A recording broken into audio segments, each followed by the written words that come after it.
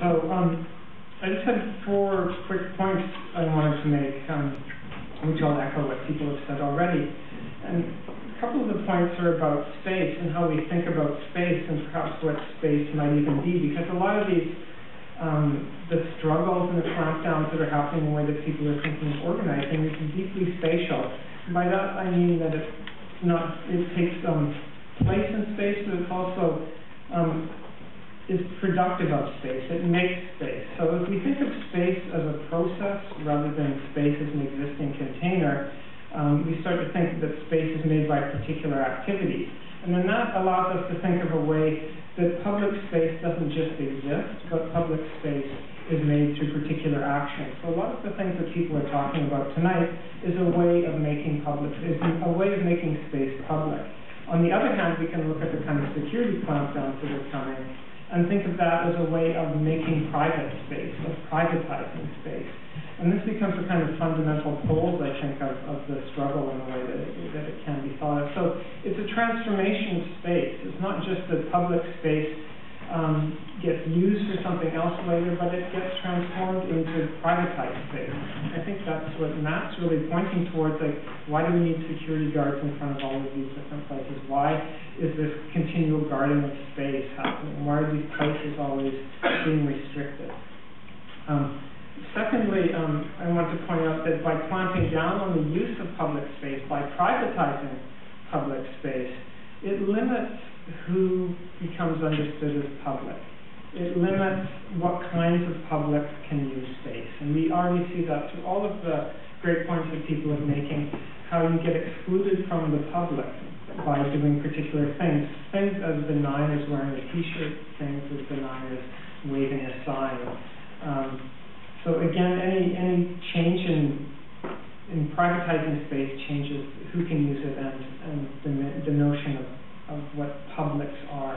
Because the public doesn't exist, the public's a process as well. So if we think of making the public, this is part of all the democratic actions that people are talking about tonight, I think.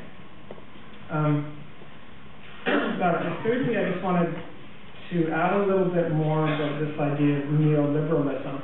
Again, a very tricky word, a very clunky word. It's a word that's used a lot more in Latin America and Europe than it is in North America. Neoliberalism, let's think of neoliberalism as a kind of globally migrating philosophy and a globally migrating form of governance.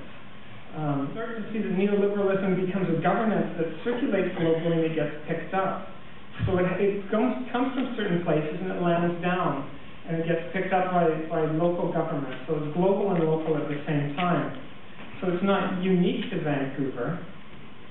But one thing that's characteristic of neoliberalism as a form of governance, the way that governmentality happens, is that it tends to set up structures that don't work democratically. It tends to try to block collective action, and it has a love of experts, even if the experts aren't informed in things they're supposed to be experts in. And actually, I think a lot of the laughs that we got tonight were from these kinds of experts who, I did my research, I looked for 5 minutes on the website, and, like things that you would never kind of consider yourself an expert as well.